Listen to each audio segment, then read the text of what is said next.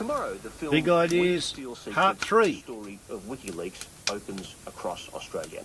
It's a tale about transparency in the information age and our search for the truth. The film examines in particular two central figures. Julian Assange, hailed by some as a free speech hero, condemned by others as a traitor or terrorist. And Bradley Manning, the soldier who downloaded hundreds of thousands of classified documents from US military and diplomatic servers, revealing the behind-the-scenes workings of the government's international diplomacy and military strategy. Investigative journalist Andrew Fowler has written a biography of Julian Assange, the most dangerous man in the world, it's called, and I spoke to him at the preview of the movie in Brisbane. Let's get it straight. Whistleblowers are a special breed. If they're not a special breed before they blow the whistle, they certainly are afterwards, because it's not an easy thing to do. And as Nick Davies pointed out quite clearly, the problem of dealing with whistleblowers. I think that Bradley Manning was painted as a deviant, but in fact, if it's a deviant, when you see war crimes being committed and you see an illegal war being operated, and we now know the truth about what went on in Iraq, and Manning was there at the time, seeing it before we knew just how can I say this nicely, how wrong the war was. I don't think it was a deviant act to come out and speak the truth about that. So to paint him as a sexual deviant seemed to me to be somewhat tangential. But it doesn't tell us much about his motivations as to why that material was released, why he accumulated it, why he took such an extraordinary amount of effort to get not just a few leaked documents, but the biggest cache of leaked documents in history. Well, look, I mean, if you've got a Lady Gaga CD and you've got 250,000 documents, you may as well take the lot as just take a few. I mean, he just took everything, as you would do, which is the new way of the computer age, where I think, as Ian Overton from the Bureau of Investigative Journalism said, it used to take 10 wheelbarrows full to get the stuff out the door. Now you can do it on a single DVD or a flash drive or whatever you've got. You've been following WikiLeaks and Assange for a long period of time. Is there anything new in this film? Any new revelations? No new revelations, but just in the totality of it, I think that what comes through is the fact that no matter, and this is a current observation, no matter how much you browbeat, intimidate, torture or ridicule informers, they are driven by a higher a belief, if you like, that they have truth and justice on their side. Now, Bradley Manning is paying and will pay a terrible price for that. And Edward Snowden, who's the former NSA contractor, who's now in the holding pen in Moscow airport, has pointed to Bradley Manning as being somebody who he supported. And the Iraq War, and we shouldn't lose sight of that, the motivation for the leakers was the Iraq War. And it was because it was, as they knew at the time, and as our government knew at the time, a war based on fiction, that they came out and blew the whistle. So what we learned from this film is that no matter how, as I say, you intimidate and torture and try to vilify people, if they believe they have right on their side, then they will speak out. And I suppose that's a positive thing to bring from this film. The claim is repeated in the film that Assange was unconcerned that the WikiLeaks Afghan logs leak may have put the lives of some people at risk. There's a number of people in the film who make this claim, and that the redaction was late. Yeah. And Nick Davies says that, and he says that they had, if they are informants, then maybe they should die. And I know Julian Assange says that he didn't say that, and he says he didn't say it at the famous dinner where David Lee from The Guardian was there as well.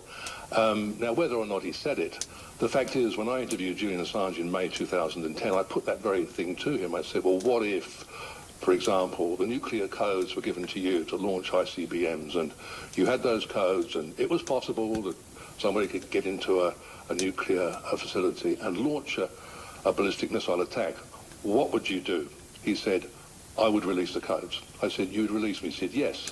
But first, I would call the Pentagon and tell them to give them a warning that the codes were about to be published. So it was a way of mitigating this 0-1 view of life that sometimes people say Julian's got. It wasn't all or nothing.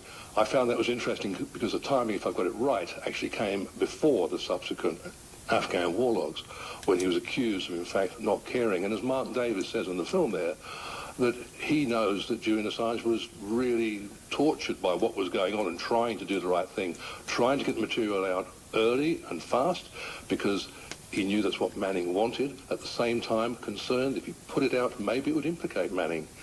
And one of the problems he had, of course, was that the Guardian newspaper published every single identifying code for the documents that the Guardian had, which allowed the United States to triangulate the information and work out where it had come from. So if anybody helped to nail Bradley Manning, it was the Guardian newspaper and not Julian Assange. Well, this is a very important point, because as we know, in the United States especially, Assange and Wikileaks have been vilified. They're under attack, and to the extent that Assange is holed up in the Ecuadorian embassy in London, unable to leave for fear of being dragged over to the US. But The Guardian and the New York Times both benefited enormously from the WikiLeaks stories, especially the Afghan war logs. They gave great prominence to these stories, indeed gave credibility to WikiLeaks and Assange themselves, putting their material on their prestigious mastheads, yet the US government aren't after them. They've got off scot-free, haven't they? How do we draw this distinction? Well, it's called divide and rule, and I think probably the Pentagon and the White House are better in it than most. So let's go for the weakest, most vulnerable. I mean, you must have heard that before. And let's nail them. It's easy to knock over Assange. It's much more difficult to take on the New York Times. Although the New York Times has signalled that they are prepared to abandon Assange at the drop of a hat. They were saying he wasn't a journalist, and to say you're not a journalist is actually, in the United States, to say that you can be prosecuted under the Espionage Act, because the government tends not to prosecute you if they believe you're of noble intent, and believe it or not, journalists are supposedly of noble intent. So for the New York Times to do that, I thought was as big an act of bastardry as ever I've seen as a journalist. Yet Bill Leonard, who is also in the film, George Bush's former classification czar, says that if Assange is prosecuted for espionage, for doing essentially what the New York Times does every day, then the very future of investigative journalism itself is under threat. Is that a fair comment? I think that's a pretty fair comment. Yeah, I think that the fact is that what happens in the United States, which surprised me, which I learnt in the last few years, is that when journalists get some particularly interesting and important information that the public should know, if it's of a national security nature, they take it to the Pentagon, to the White House, and run it past them to say, is this going to cause you any problems? Is this a security issue?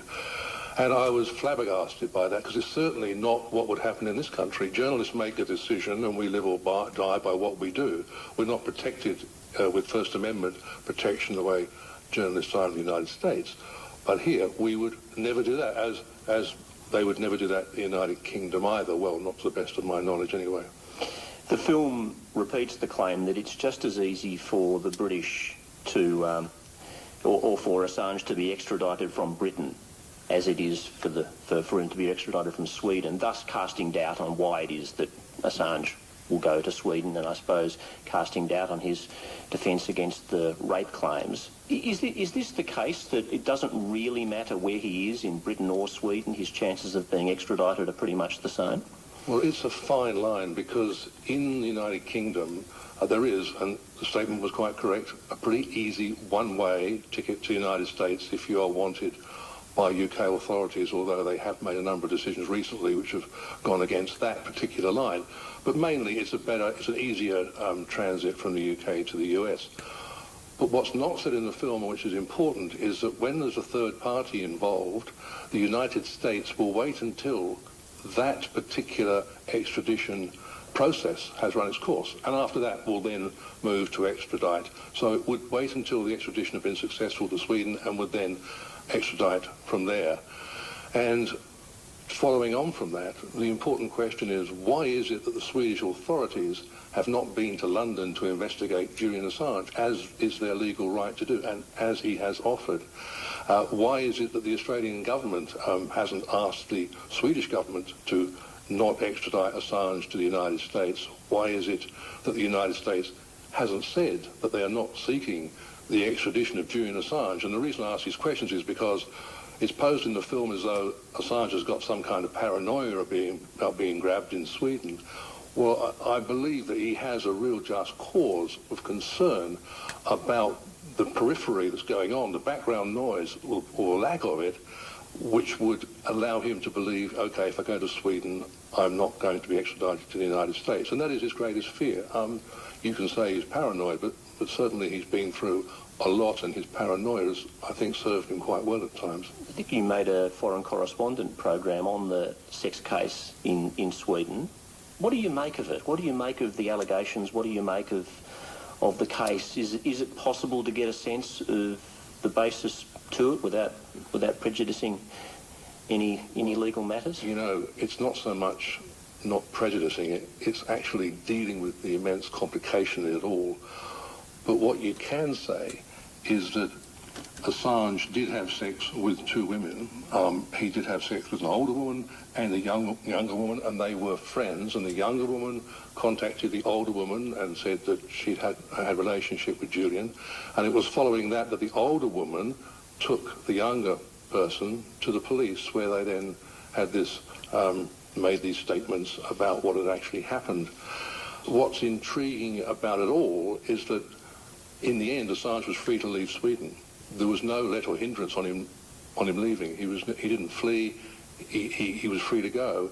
Why it is that the Swedish authorities require him to return to Sweden to answer questions when all the other avenues I've just explained to you are available to them raises a suspicion in your mind, and it certainly raises a suspicion in Assange's mind and his legal team, that something's afoot. Well, the other question that's raised, obviously, is why didn't he consent to the STD test that may well have got him off this whole matter completely? Look, I can't answer those. I can't answer Julian Assange's questions. I really can't answer that question, but I suppose what I can say is that he has a mission. He's kind of severely focused when he's on a mission, and with 260,000 documents in his pocket or in a flash drive, and Bradley Manning on his mind, and things closing in, he was probably focused on getting that done and nothing else done. And maybe there was a certain amount of, what can I call it, arrogance, where he said, well, this is ridiculous, I don't have any communicable diseases, what's the problem, you know, and maybe that was it. I don't know the answer to the question. There's also a very strong suggestion in the film, including by those who knew Assange well and who worked with him quite closely, that he doesn't tell the truth, that he lies, and indeed that he is essentially self-interested and conflated his own personal interests with those of WikiLeaks. Just on that question, though, of whether he is a liar, did you have any experience of him, you know, telling you mistruths? No, the only problem I've had with Julian is that he is irritatingly right. And he says things, particularly about Daniel Domscheit-Berg, who was in the film tonight very prominently, one of his severest critics.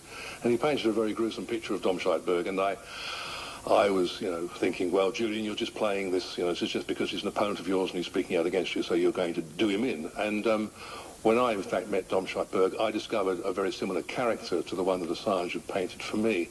So that, among other things, indicates to me that Assange has never lied to me. He's not duplicitous. I mean, does he try to manipulate people? Does he try and win them over to his point of view? My word, he does. And he's very good at it. And do they get monumentally upset when he moves ahead of them and they lose the argument and he cuts them out? Yes, they do. But people do come back to him. I did a program for Foreign Correspondent which looked at his interpersonal relations. And he was less than pleased with me because he was very upset that I had criticised the way he relates to people. And so he was critical of me personally, and some of his activist friends, I would say, or maybe not friends of his, but activists, started attacking the book I'd written, which had been pretty well reasonably received by all and sundry, including Julian. But suddenly the knives were out. So that's what happens if you cross paths with Julian Assange and WikiLeaks. Now, it's not Julian that directs this, but very often there's a coterie around him who do believe he is the Messiah, and I think that that's part of the problem. I mean, Julian does have people who tell him, you know, Julian, you are wrong, you get things wrong, and Birgitta Jonsdottir, who you saw there in the film, is a very strong person from the Icelandic Parliament. She has had some major problems with Julian. She's had it out with him, and she's now back inside the camp, and she supports what WikiLeaks is doing. So this is just like the normal rough and tumble, dare I say, in Australia, of politics. This is the way the world works. So you just have to accept that Julian's brilliant, very seductive character, very charismatic, flawed, like nobody else, of course, certainly not like me. He's flawed, he's normal. He's not a rock star. He would sit down here and talk to you, and there would be just like, well, I'm here, and he's terribly understated. When Julia Gillard was Prime Minister, she was hostile, really, certainly not sympathetic to the cause of Assange. Interestingly, Kevin Rudd, I understand, may well have a slightly more sympathetic view toward Assange and what he's doing. Is that right?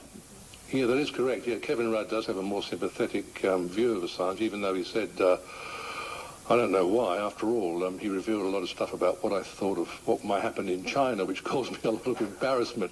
He said, but he supports a more open, accountable government.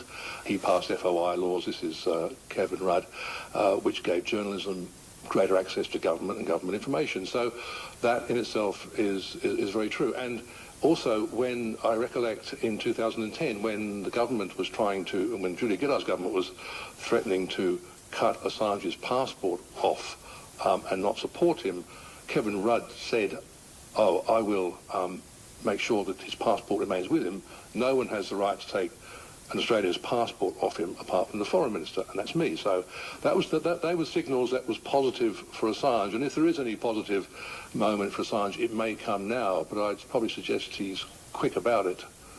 Now, Julian Assange is standing for the Australian Senate at the upcoming election. Do we know whether there is any chance at all that he may win a position? And if he does, can he come back and claim the Senate seat that he wins?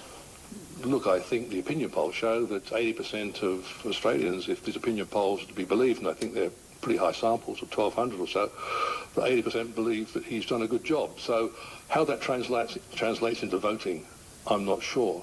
The question is, I suppose politically, if he were to be elected to the Senate, it would certainly put more political pressure on the government, the institution of Parliament, to have a parliamentary senator sitting in exile in the Ecuadorian embassy at the Baca Harrods.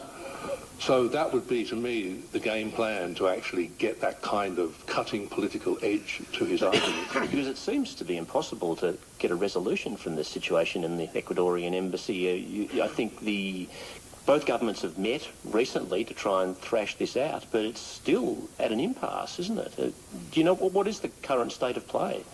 Well, Julian's in the embassy. He's been there for a year, but I was doing a story for Four Corners on WikiLeaks and Julian's state at that time before he went into the Ecuadorian embassy. So if you ask me what... Sorry, fellas, we're coming up to the upload limit. I don't think they're going to say anything particularly startling in the next 2.5 minutes, so therefore we miss it. Warbles on a lot to YouTube. Big ideas. Ciao.